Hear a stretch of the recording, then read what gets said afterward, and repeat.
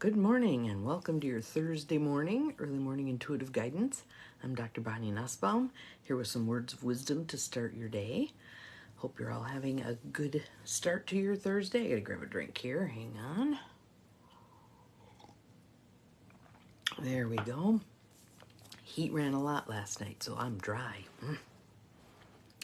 So let's start with some breathing just to get ourselves centered and present. Good morning, Lucy. You're the first one here today. Welcome, welcome. Nice deep breath in through the nose. Out through the mouth. Letting your shoulders drop in through the nose. Out through the mouth. Good morning, Peggy. Thank you for the hearts and stars and stuff. Good morning, Mel. Welcome, welcome. Everybody's starting to roll in. This is good. Just keep your breath going. Nice deep belly breaths. Good morning, Abigail. We're actually supposed to get up to, I think, 44 today here. It's a heat wave. Breathe in. Breathe out. What I'm noticing as I'm breathing is a little tightness in here, so I'm going to breathe into that. What do you notice in your body? Just do a body scan, head to toe. When you notice anything interesting, good morning, Debbie, welcome. Might be uncomfortable, might be comfortable. Good morning, Cindy, hello. Just pay attention to it and breathe right there. Just focusing your attention right to that area of your body, whatever you're noticing happening. Rot all, huh, Mel? Yours is as good as mine. Every time I try to put something in there, I get all kinds of variations. Good morning, Beth. Welcome. Some nice deep belly breaths. Just a little chuckle on our Thursday. This is good. So, my practical rebels, for today, we have a card from, I call it this odd little half deck that I have. Good morning, Judy. I think someone else just snuck past me, but I'm not sure. But welcome to all of you. We're up to 10. This is fabulous. So it's this little deck. And Cindy, you knew which deck this was in the past. I think it was a Doreen Virtue. But all I've got is this many of them left. I think they were used for a workshop, and no, spell check is not as all good. Some of the things that come up are really appalling. So, but this little deck, I think, is left over from a workshop where we had the participants pick a card that was going to be representative for them for that time, and they took it with it. So all we have left is a few little cards. But this was the deck that was calling to me today, and this is the card that jumped out, so here we are. The card is, and I want you to pay attention to your first reaction to the word, okay? Because I have something to say about that, don't I always? Clairsentience. Clairsentience. And you can see it's an archangel. Good morning, Carolyn. Welcome. Welcome, welcome. Glad you're here. Welcome back to the tribe. Everybody here ready to roll? Clairsentience. Good morning, Gwen. Welcome, welcome. So this is an archangel, and you can see the light radiating from her heart, but she's also holding a torch, and she's got one hand pointed to the heavens. So let's see what it has to say. But what I want to say first about that word is it's one of those words that has connotations, kind of like clairvoyance and clairaudience. It's like, ooh, that's that woo-woo stuff, right? All this is saying is paying attention in a way that's beyond our typical five senses. That sense of knowing, that's one of these aspects, all right? So, this is Archangel Regal, and there she is. Notice your recurring physical and emotional feelings. Notice your recurring physical and emotional feelings. So, when we were breathing shortly ago, I asked you to do a body scan. That's a great way to pay attention to what's going on with yourself. Beyond just the, I ache here and it's because I shoveled too much, or my knee hurts because I tweaked it the other day. Those are your 3D explanations for what's going on. We're looking for the deeper explanations, okay? And that's that sense of knowing. So the rest of the card is, notice your recurring physical and emotional feelings as they signify divine guidance.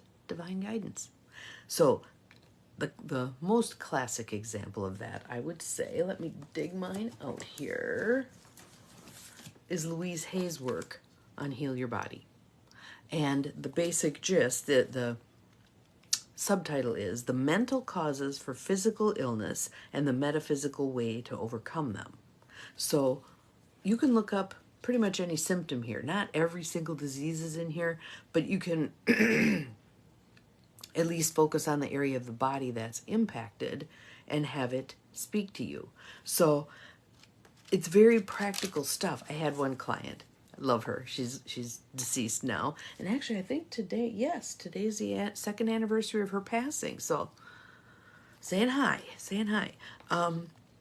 She'd say, dig out your damn purple book and tell me what blah, blah, blah means. And my thing always was, first you tell me what you think it means. Because this is Louise's work, and it's brilliant work, but we know us the best. And sometimes we don't like to listen to us. And sometimes we try to fudge things, wow, I just have a sore knee. It's not anything, a big deal. But then we go to the book and we look up knee. I'm going to grab another one there too. So, knee represents pride and ego. Knee problems, stubborn ego and pride, inability to bend, fear, inflexibility, won't give in. And then there's joints. Let's go back to joints.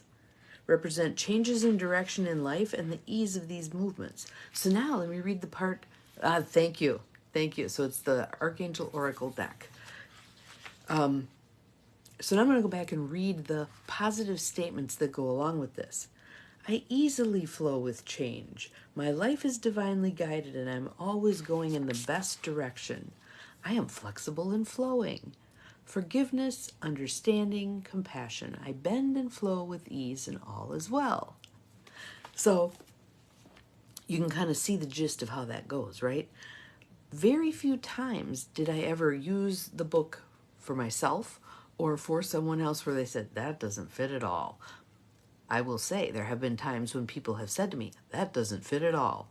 But from my position as their coach or their psychotherapist looking in, I'm like, oh, hell yeah, it does. Spot on there.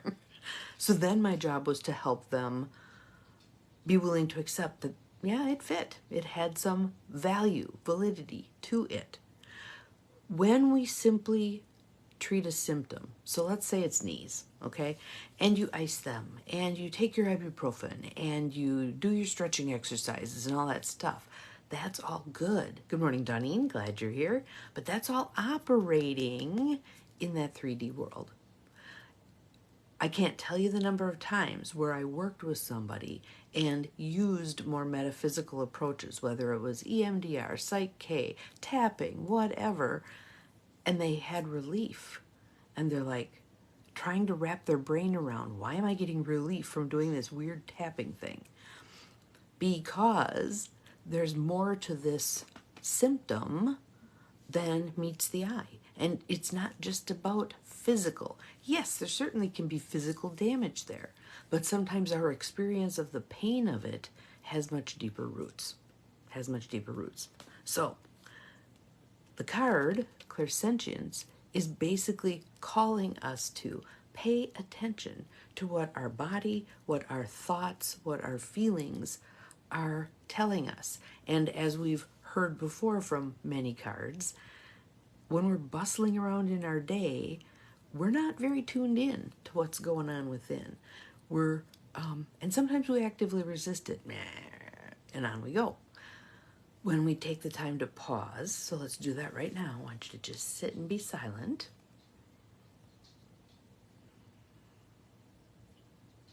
You notice things. It might be discomfort, and then you want to get rid of it. It might be that still inner voice that says, hey, there's something to look at over here. Come on over. There may be that wisdom to go within and really pay attention, okay?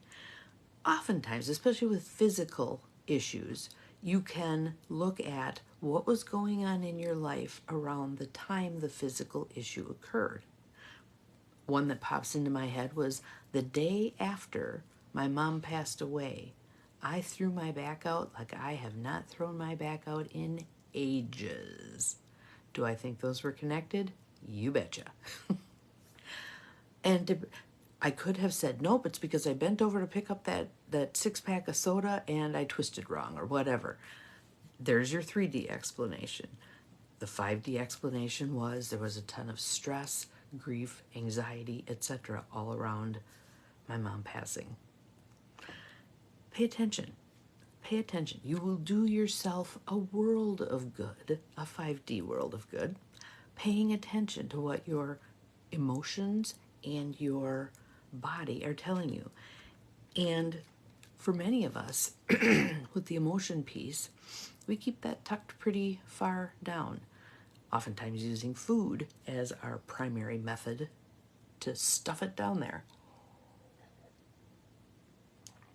One way that you can access what's down there is do a little bit of a fast. Maybe you have a day where all you're going to do is fruits and vegetables. That's it. Okay? In the course of that day, I had someone who said to me, I had no idea how angry I was until I did a liver cleanse. I don't remember how many days she did, a day or two, whatever, but she said I really got in touch with that anger. So then you want to have something that you're going to do with it. So maybe you're going to punch a pillow. Maybe you're going to scream into a pillow.